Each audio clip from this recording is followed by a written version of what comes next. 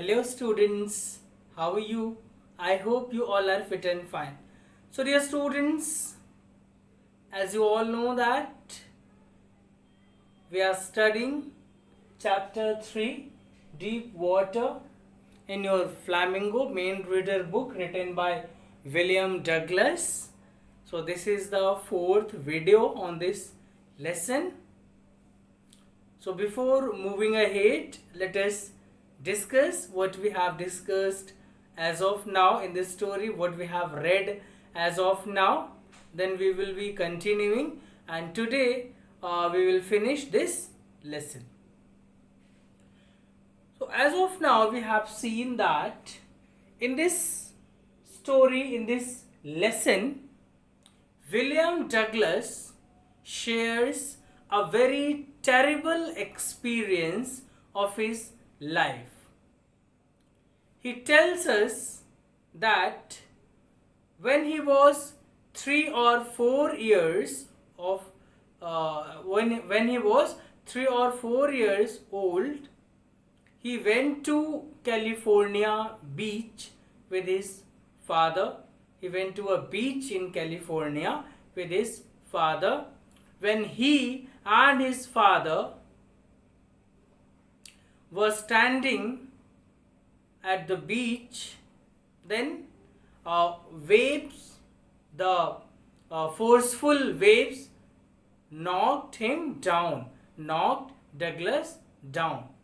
Since that day, Douglas developed a great fear against water. When he was 10 or 11 years old, he decided to learn swimming, as his mother kept on warning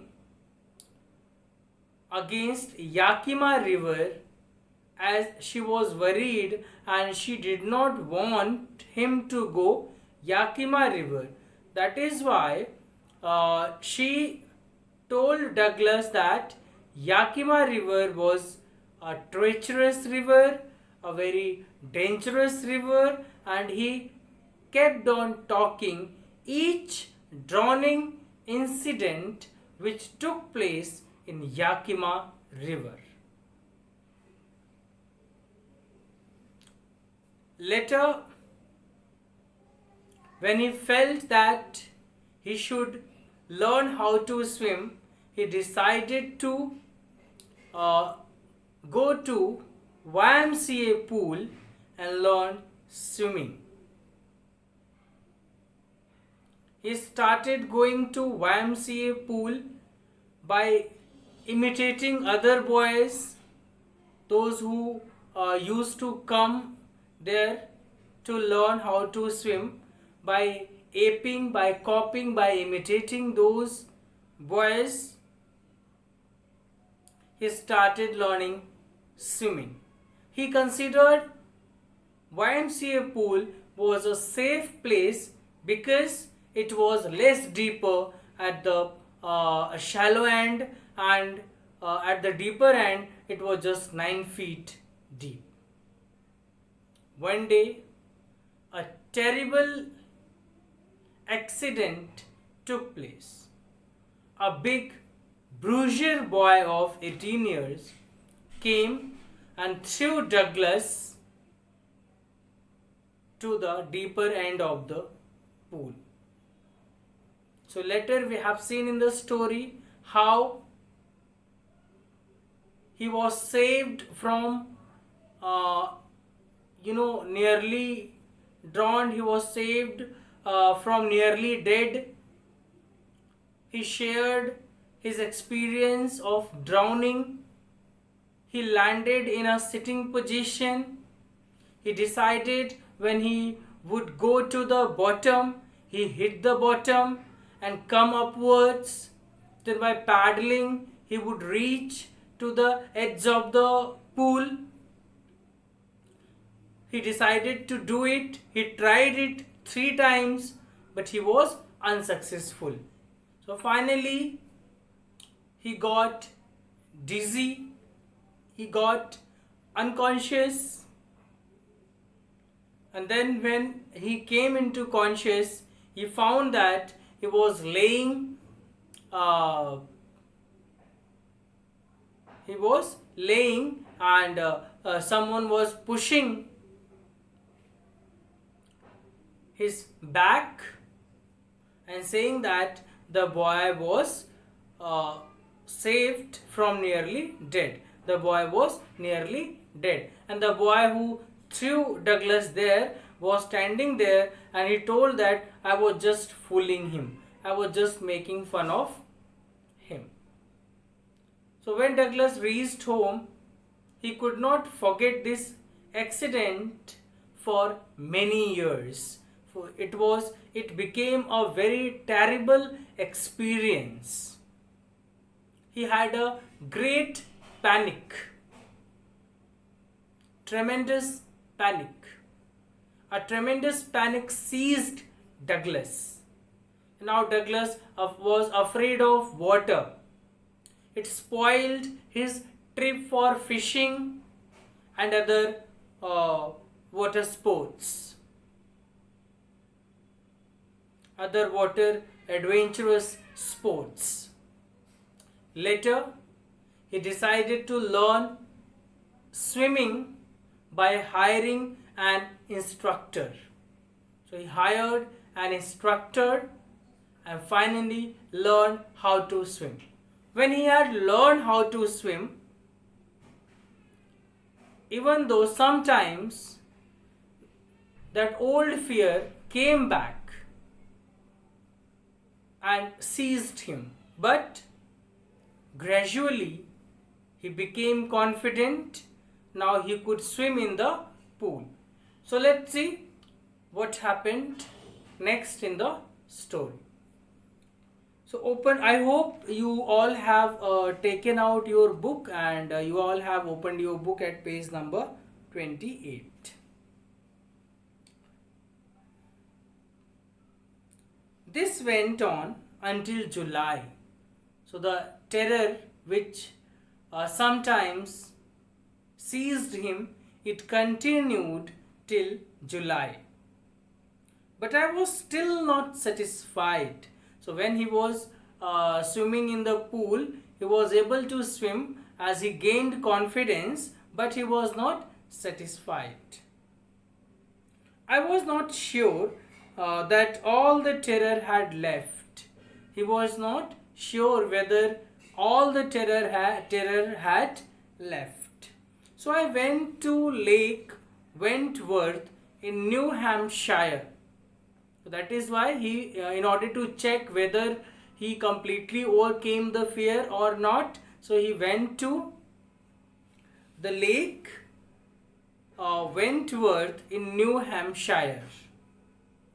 Dived off a dock. Dock means an enclosed area of water. Dock, an enclosed area of water. So he dived off a dock at Triggs Island and swam 2 miles across the lake to Stamp Island. So in these two islands, Triggs and Stamp Island, he swam 2 miles.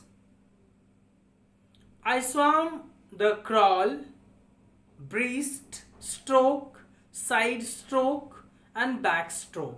So he applied all the strategies which he had learned, which he had been taught by the instructors. They were, swam the crawl, breast stroke, side stroke and backstroke. Only once did the terror return. So only once, when he was swimming in the Lake Wentworth, So only once the terror returned. When I was in the middle of the lake, I put my face under and saw nothing but bottomless water. He put his face under the lake and he saw nothing but bottomless water. The old sensation returned in miniature. The old sensation, the old terror returned in very small amount. Miniature means very small amount. Miniature means very small, sorry.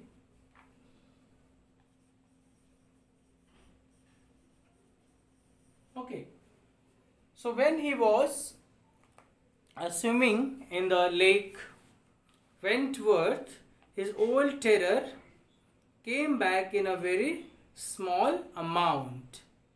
I laughed and said, "Well, Mr. Terror, what do you think you can do to me?" So he said, he just wants to tell us that now he was confident. Okay, and for a moment when terror came, so he overcame it. Okay, so, "Well, Mr. Terror, what do you think you can do to me?" I fled and swam on. So he continued swimming. So thus he got perfection in swimming. Yet I had residual doubt. Residual means remaining after the greater part of quantity had gone. Residual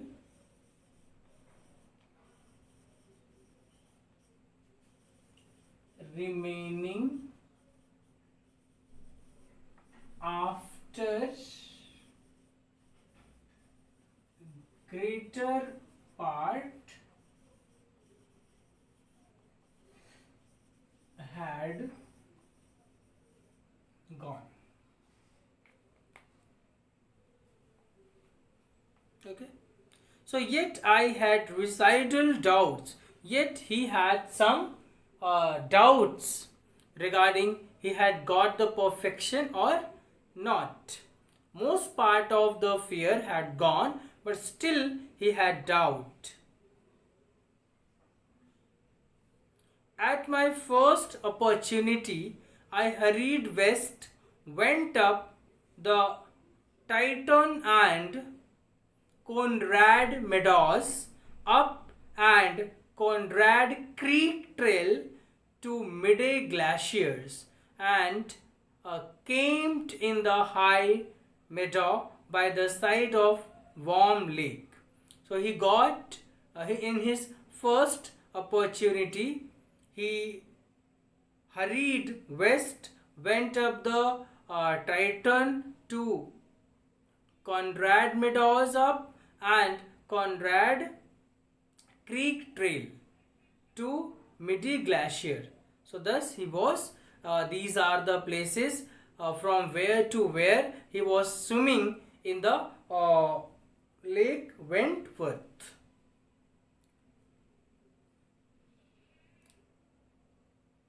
The next morning, I dived into the lake. Stripped means removed all covering. Stripped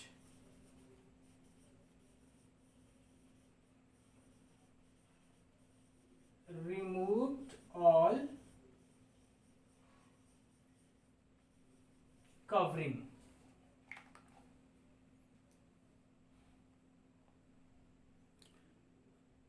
The next morning, I dived into the lake and swam across to the other shore and back. So next morning he removed all the covering, and without covering, without any equipment, he swam across the other shore and came back, just the dog Corpon used to do. Here he tells us that in the same way dog Corpon used to swim. I shouted with joy, and Glibbered Peak returned the echo. So now he was very happy, he was confident. That is why he shouted with joy, and his sound, because of echo, it came back. I had conquered my fear of water. At this point, he became confident. He was confident that he had conquered his fear. He had conquered his fear of water. The experience had a deep meaning for me, as only those who have known stark terror and conquered it can appreciate. So further he says that this drowning experience had a deep meaning for him, and only those people could understand the meaning of this stark terror, those people who had conquered the fear, only those people can understand this experience. This experience of overcoming on the fear which seized him terribly.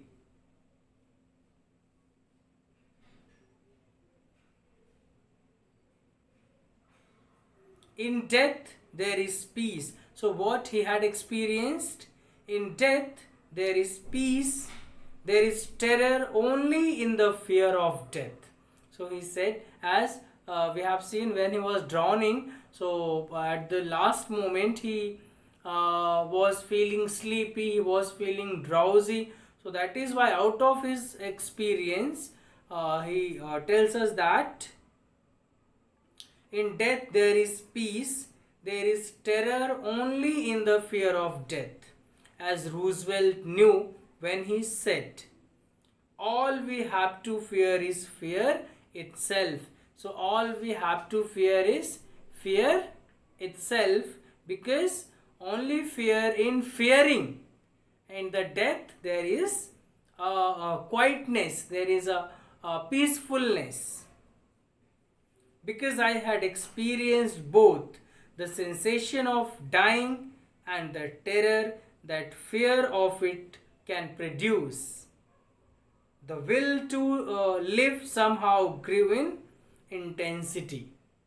So the narrator tells us that he experienced both. He experienced how to overcome fear. He experienced to overcome fear, and he also experienced the death, because he was nearly dead when he was thrown into the pool. So he had experienced both. So out of his experience he gives us message that in death there is peace, the terror is only in the fear of death. So as it was said by Roosevelt, but it was experienced by William Douglas. In this story it was experienced by William Douglas. At last I felt released, free to walk the trails and climb the peaks to brush aside fear. So now he was able to keep his fear aside. He was now able to climb the peak. He was able to enjoy all the sports in water. So it's all about the lesson, dear students. Now let us go through the questions which are asked on page number 27. Let us discuss them. What is the misadventure that William Douglas speaks about? So what is the misadventure that William Douglas speaks about? So William Douglas speaks about the misadventure that took place when he was 10 or 11 years old. One day he was sitting alone at the pool. A boy, a brusher boy, a big brusher boy came and he threw the Douglas into the deep end of the water. So that experience was very terrible for him. That drowning experience which was called Miss Adventure by William Douglas.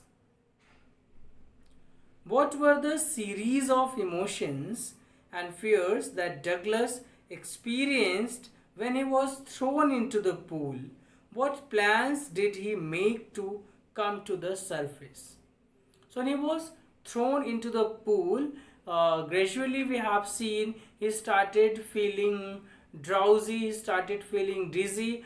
The water, which earlier was very clean and white, later he described the water as yellow, dirty. And when he was going under the water, when he was going downwards to the bottom, he decided to hit the bottom. He decided to kick the bottom with his all strength, and doing so he thought that he would come to the surface, and by paddling he would reach to the edge of the pool, but he was not successful in his plan. How did this experience affect him? So this experience affected him terribly. He could not enjoy the water sports. He could not go for fishing. Whenever he was thinking about this experience, the terror seized him. It made him panic. So it was very terrible experience of his life. Now let us discuss answers to the questions which are on page number 29. So why was Douglas determined to get over his fear of water?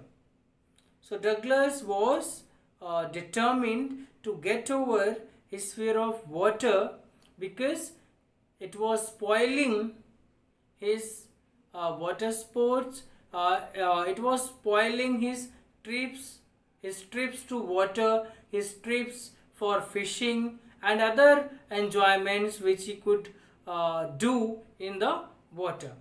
So that is why he decided to got over his fear of water. So how did the instructor build a swimmer out of Douglas? The instructor using different strategies which are mentioned in the lesson. You can give the details of different strategies which have been used by the instructor to learn him to teach him swimming. Okay, so how did the instructor build a swimmer out of Douglas? So the instructor used different strategy of swimming. He put a rope around his waist, and how he used the pulley. So go through that part once again and write the answer in your own words. So what were the strategies have been mentioned in the lesson? You need to mention it in your answer. How did Douglas make sure that he conquered the old fear? So when Douglas went to swim in Lake Wentworth, so when he swam 2 miles, the terror came back for a moment, but when he was able to swim from Titan to Conrad Meadows, up the Conrad Creek trail to Midday Glacier, then he was confident that he had conquered his fear. Okay. Now let us go through the understanding the text. How does Douglas make clear to the reader the sense of panic that gripped him as he almost drowned? Describe the details that have made the description vivid. So here you need to mention his drowning experience which he had undergone when he was thrown to the pool, when he was thrown into the pool by a boy of 18 years.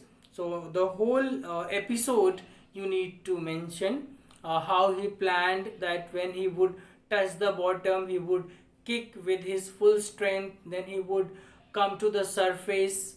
Okay, so later he started getting dizzy, he started getting drowsy, he was he started sleeping, he started feeling very peaceful. So all these things, his whole experience you need to mention.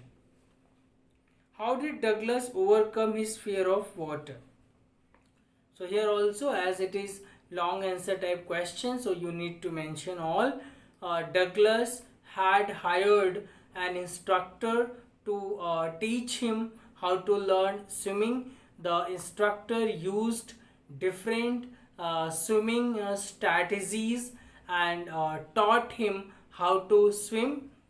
Uh, After being instructed, after completing his training of swimming, he decided to go to Lake Wentworth, where when at some point his old terror seized him, but when he was able to swim in it confidently, then he decided, then he declared that he had overcome his old fear, old terror.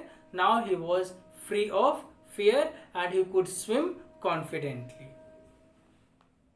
So, why does Douglas, as an adult, recount a childhood experience of terror, of his conquering of it? What larger meaning does he draw from his experience?